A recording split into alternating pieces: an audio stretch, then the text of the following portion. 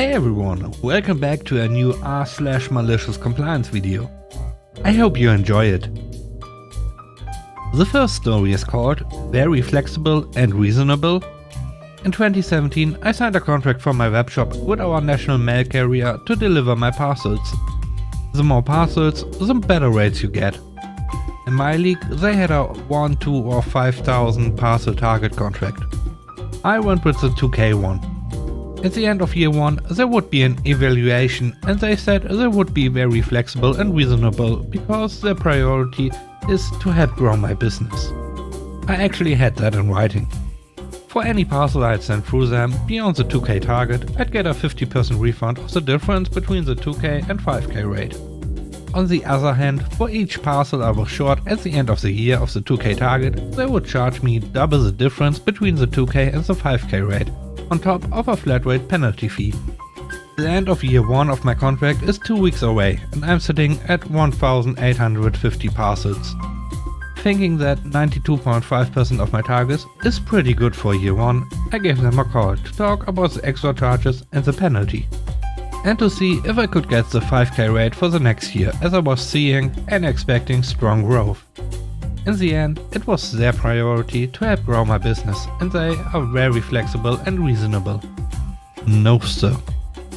They were set on me paying the penalty, charge me extra for the 150 parcels and on top of that they would set me back to the more expensive 1K target rate for the next year. I tried to escalate, but to no avail. So far for help growing my business and being very flexible and reasonable. In comes malicious compliance. I did the math and paying the penalty plus extra charges was nearly double of what it would cost me to reach my target if I would just pay for 150 extra parcels out of my own pocket. I bought 150 bubble wrap envelopes, dirt cheap. Printed 150 times the stickers with my own address, put those on each envelope, drove to the mail office and dropped off 150 empty envelopes. Next morning the mailman arrives at my door with a grin on his face and a stash of envelopes, wondering what I'm up to. Later that day I called them to let them know I had reached my target and that I would not renew my contract. I signed with a competitor for about the same price per parcel, no strings attached. I did 17K parcels in year 2, which amounts to 50K euro in business they missed out on. The next story is called Middle School Compliance. This happened to me and my friend about 7 years ago in the last year of engineering middle school. We are from Europe. We weren't the hardest working students, making jokes all the time. But we always got our work done in a relatively good shape and in time. As the year gets to an end, the teacher approaches us and tells us that if we take the test he had for us golden, meaning we write in the correct answers and get a high mark, he's going to improve our final mark to 1 mark higher. We, of course, accepted, having nothing to lose. That very day I went to the store and bought 2 gold markers with which we wrote the test. We did our best and it would be probably enough to get the higher marks. But it was, as the teacher wanted, written in golden color. As we carried the filled out tests to him, he looked at them and frowned. What is this? You wanted it golden? Be gone. We both got the better marks.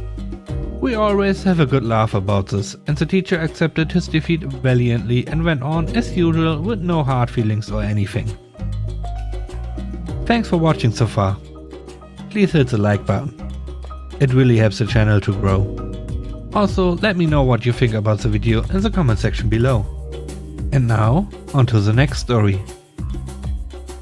The third story is called It Was Actually a Storage Room. I previously had a boss that was adamant that I kept paper copies of all reports. Despite the fact that the company only mandated that we keep records on the computer, she insisted that we keep weekly files, about 20 to 30 sheets each. Well, we didn't have dedicated offices, but of 6 managers we all shared 3 computers and 3 large offices. Because each office had its own purpose, as did each manager, we often had to file each other's paperwork. Well, our boss had her own office that was just used for meetings, was very small and no one, including her, used it unless a big boss showed up. When the building first opened, keeping these files wasn't an issue. We had a small filing cabinet, and for the first 6 months it had everything. We did have an extreme lack of storage, so I asked when the cabinet got full where I should put the old files. I was told that all the places I suggested were not secure enough and to figure it out. Well, our offices were huge, so I put them in boxes in stacks out of the way. Not good enough for the boss lady. I tried in a corner in a server room. Not good enough. I moved these boxes at least 5 times over the next 2 years when it hit me. We now had about 30 boxes of employee files, reports, invoices and everything else stacked up. All the managers together knew what we had to do. We put about 50 storage boxes into her small office by the time it all went down. And to be fair, the blueprint showed it should have been a storage room. We did leave a path to get to her desk and enough room so that people could still meet. When we finally did have a head manager visit, he instructed her to get rid of the files because it was a security hazard. And what was she thinking of keeping them all around? We got to spend 2 days listening to music and shredding papers. I have never seen someone so mad in my life, and it was a nice reminder that it's the little things. The next story is called Compliance with a Mother. What seems like a lifetime ago, when I was 18, I coached indoor soccer at the local YMCA. It was a co-ed league, and the ages were 6 to 8 if memory serves me well. My team comprised of varying degree of skill and interest. One of the rules was that there was free substitution in a game. That just means that you can pull kids in and out of the game when there's action going on. I also tried to have the kids play equal amounts of time. We were maybe halfway through our season, and by this time I had gotten to know the kids and I coached pretty well. Most of the kids I would leave in for about 3 minutes. One boy and one girl I would leave on a little more because they were pretty good. And then there was Sam. I would only leave him in for at most 90 seconds, usually closer to 75 seconds. Despite this, over the course of a game he played almost as much as everyone else. The difference was negligible. We are still in the first half and I pull him out like normal. Then I hear some lady scream, "Let my boy play! Stop taking him out! I know the rules and I'm talking to the sports director." I guess that is her equivalent to talking to the manager. I try to ignore her and keep coaching, but her yelling never ceases. Other parents are looking but not saying anything yet. This has gone on for about 5 minutes and I can't take it anymore. This shrill entitled mom has broken me. Fine, I leave him in longer. Leave him in, I did. Almost as if on cue, at just past 90 seconds, Sam loses interest in the game and starts chasing an imaginary tail. At 100 seconds, he continues chasing his tail and barks. At about 2 minutes, he pulls his shirt over his head and plays his belly like drums.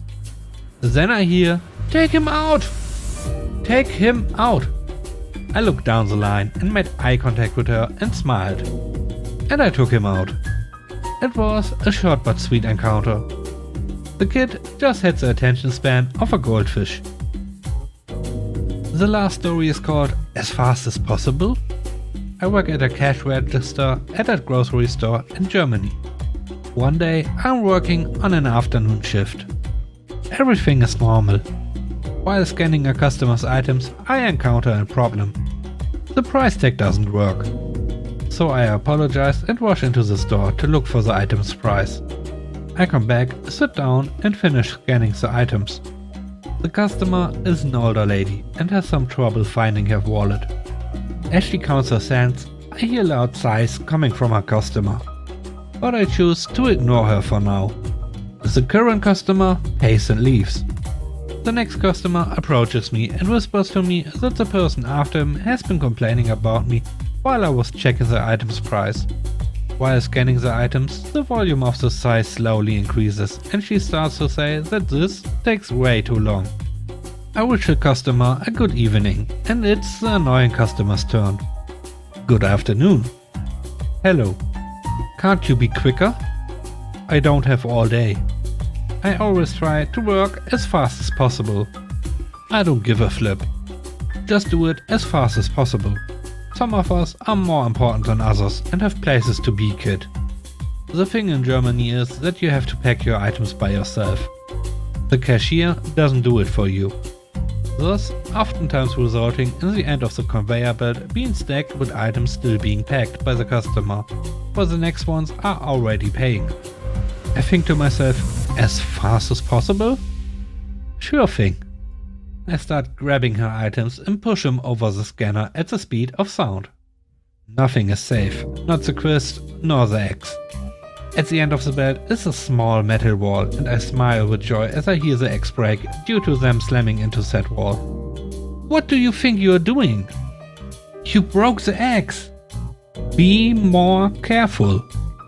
But you told me to do it as fast as possible, right? I can't believe what is happening. You know what? I'm going to report you to your manager. She leaves without her groceries. Later that evening, my supervisor hits me up and I told him about it. He laughed and banned her from the store for verbal abuse. Thanks for watching the video. I hope you enjoyed it.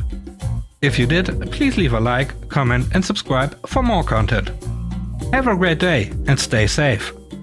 Bye bye.